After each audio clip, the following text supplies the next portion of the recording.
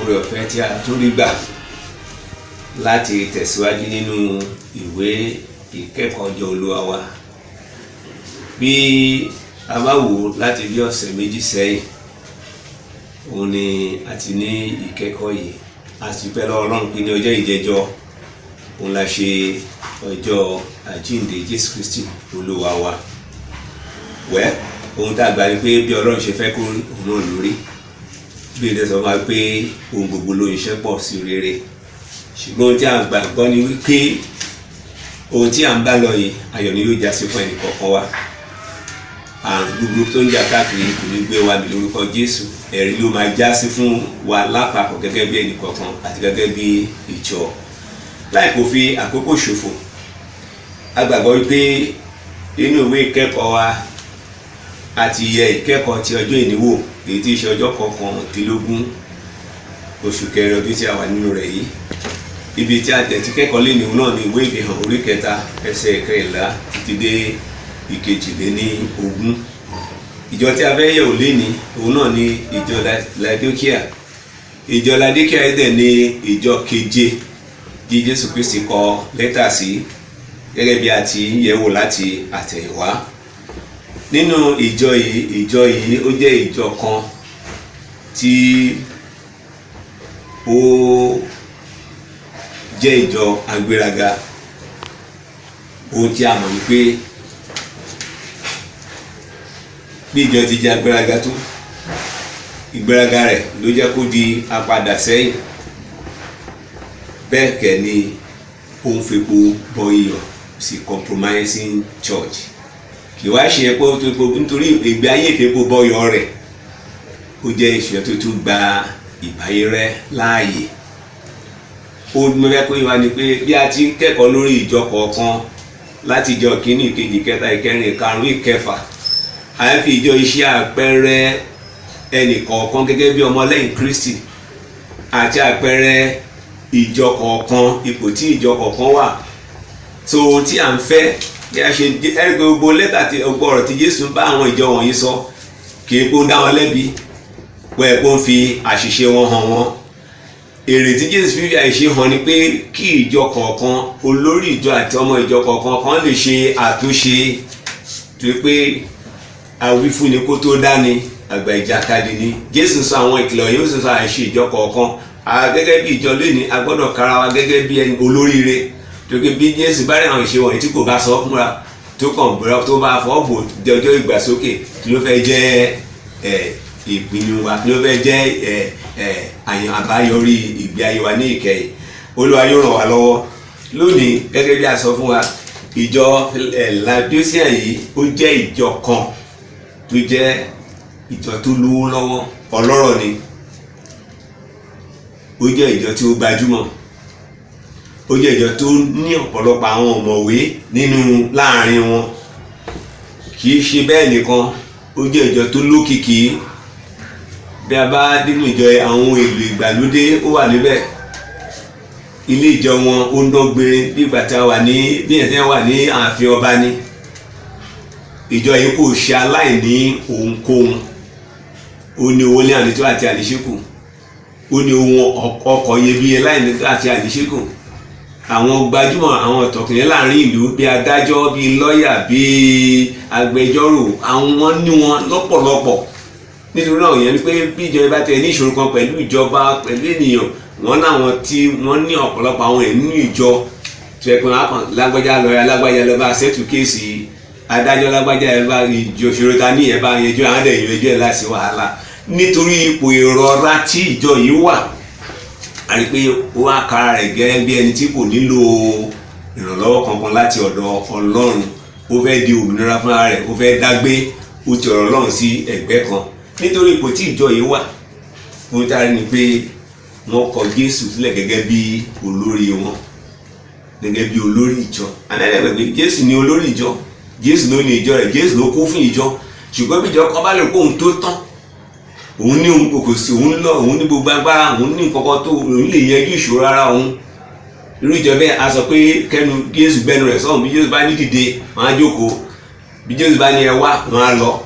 Tòró gbàgbọ́ pé wọn ò nílò ìrànlọ́wọ́ kankan lọ́wọ́ Jésù Kristi. Kí wọ́n kọ Jésù gẹ́gẹ́ bí olórí nìkan, wọ́n kọ ìtọ́ni ẹ̀mí mímọ́, ọgbọ́n ara wọn náà fi ń darí ara wọn. Wọ́n sọ pé nǹkan tí ẹ̀mí mímọ́ sọ ní ẹ̀mí wo ni báyìí ní báyìí, wọ́n gbàgbọ́ nínú ìtọ́ni ẹ̀mí mímọ́.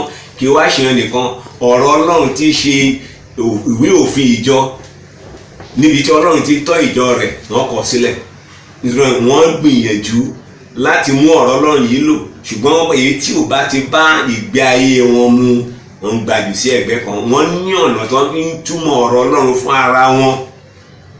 Ìtumọ̀ ọ̀rọ̀ Ọlọ́run tí ò bá ti bá ìgbé ayé ìbáyérẹ́ wọn mu, tí ò bá ìgbé ayé ẹ̀ṣẹ̀ wọn mu, tí ò bá ìgbé ayé àwàbí Ọlọ́run wọn mu, wọ́n á gbà pé àwọn ẹ̀kọ́ àtijọ́ ni, ẹ̀kọ́ ìgbàanì ni, tí ò bá ìgbé ayé àsìkò. Irú ìjọ bẹ́ẹ̀ lẹ́ máa gbọ́ pé lè ní pé wọ́n ń pè kan ní 21st century Christian. Kò sí nǹkan tó ń jẹ́ bẹ́ẹ̀. Bí èso gba pé Jésù Kristi ọ̀kan náà ni lánàá, ọ̀kan náà ni léni, ọ̀kan náà títí ayé ẹ̀ nípẹ́. Ẹ rí i pé ìwà mímọ́ tí Jésù ń wàásù nígbà ayé àwọn àpọ́sítélì about 2020 years ago, standard rẹ̀, ìgbékalẹ̀ rẹ̀ kò yí padà títí di èní. Ṣùgbọ́n àwọn ìjọ ìtorí wọ́n ti ní àníkú àti àníṣekò wọ́n rí pé èyí tí Jésù sọ yẹn ó ti le jù. So nítorí ọ̀rọ̀ Ọlọ́run tí ò bá ti bá wọn lára mu, wọ́n á gbèjì sí ẹ̀gbẹ́ kan. Nítorí ipò tí ìjọ yìí ka Jésù sí, tó ka ẹ̀mí mọ́ sí, tó ka ọ̀rọ̀ Ọlọ́run sí, nítorí àìbọlá fún wọn, ìjọ yìí wá di ìjọ apàdà sẹ́yìn. Ó gba ìbáyérẹ́ láàyè, wọ́n di afọ́jú nínú ẹ̀mí, wọ́n di ìjọ agbéraga, ìjọ tí wọ́n gbà rẹ̀ pé láìsí Ọlọ́run o wọ́n lè tó gbogbo ṣe fún ara wọn. Nínú ìwé Òwe orí 18 ẹsẹ̀ 11, Bíbélì wípé ọrọ̀ ọlọ́rọ̀ ni ìlú agbára rẹ̀, ó sì dàbí odi gíga ní ojú ara rẹ̀. Nítorí pé wọ́n ní owó, wọ́n ní gbogbo, àwọn alágbára wà ní ìjọ, àwọn olówó wà ní ìjọ, wọ́n dẹ̀ gbajúmọ̀, wọ́n ní ẹ̀kọ́ àti bẹ́ẹ̀ bẹ́ẹ̀ lọ. Wọ́n gbà pé yes, kò sí nǹkan tó ń bọ̀ tí ilẹ̀ ò gbà. Bí Jésù bá dá bí ó dẹ̀ àwọn ọ̀tẹ̀ nílò Jésù, wọn nílò ìrànlọ́wọ́ ẹ̀mí mọ́ àti ọ̀rọ̀ Ọlọ́run. Nítorí pé tí ìjọ yìí wá rí pé ìjọ yìí di òkú, tí wọ́n kọ ọ̀rọ̀ Ọlọ́run sílẹ̀, wọ́n kọ Jésù sílẹ̀, wọ́n kọ ìtọ́ni ẹ̀mí mímọ́. A rí pé nítorí ipò tí ìjọ yìí bá rẹ̀ tó fi ara rẹ̀ sí lórí pòun tó tán, ó di afọ́jú nínú ẹ̀mí, ó sì di òtòṣì. Wọ́n jẹ́ ọlọ́rọ̀ nípa tara ṣùgbọ́n jẹ́ òtòṣì nípa ti ẹ̀mí. Ìbá Jésù ní jẹ́ lọ́pọ̀lọpọ̀, torí pé Jésù mọ̀ pé yes, ipò tí ìjọ yìí wà, ìṣe ló ti jùnà rere sí ilé. Ẹ má dàgbà pé Jésù ló kú fún ìjọ. Jésù fẹ́ kí ikú rẹ̀ lórí ìjọ yìí pé kó lọ lásán. Ìdí nìyí tó fi pé ìjọ yìí sí àkíyèsí ipò rẹ̀ tó wà. Ó lè gbóhùn ríran ni ṣùgbọ́n sọ pé afọ́jú ni. Ojú ti ara ń ràn kọ̀tàn báyìí, ṣùgbọ́n ojú tí ẹ̀mí ṣe kí ni o ti fọ́. Bẹ́ẹ̀ náà ni ọ̀pọ̀lọpọ̀ orí fún ọ̀pọ̀lọpọ̀ ọmọ Ọlọ́run lé ní, ọ̀pọ̀lọpọ̀ ránṣẹ́ Ọlọ́run, ọ̀pọ̀lọpọ̀ ìjọ Ọlọ́run lé ní.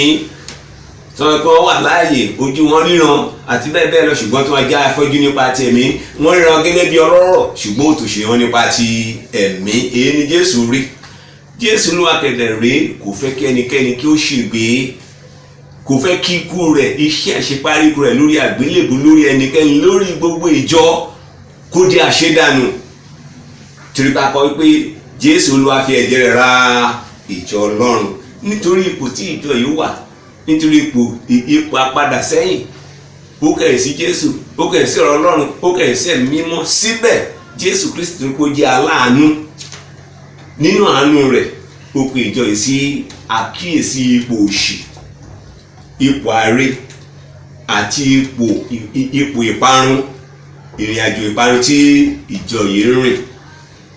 Ó sì pè sí ìrònúpìwàdà láti ṣe àtúnṣe ọ̀nà rẹ̀ kí ó tó di pé ó pẹ́ jù. Torí pé bí ìjọ yìí bá wà ní ipò yìí, bí ìpè bá dún àtolórí àtọmọ ìjọ máa pàdánù ìgbàsókè. Ohun tí a mú lọ bí sáà ń sọ nípa ni pé àwa gẹ́gẹ́ bí ọmọ Ọlọ́run, àwa gẹ́gẹ́ bí ìránṣẹ́ Ọlọ́run, àwa gẹ́gẹ́ bí ìjọ lápapọ̀, ẹ jẹ́ ká fara sí ipò, ká wo ara wa nínú àwòrán àwòjíji ipò tí ìjọ Laodikia yìí wà.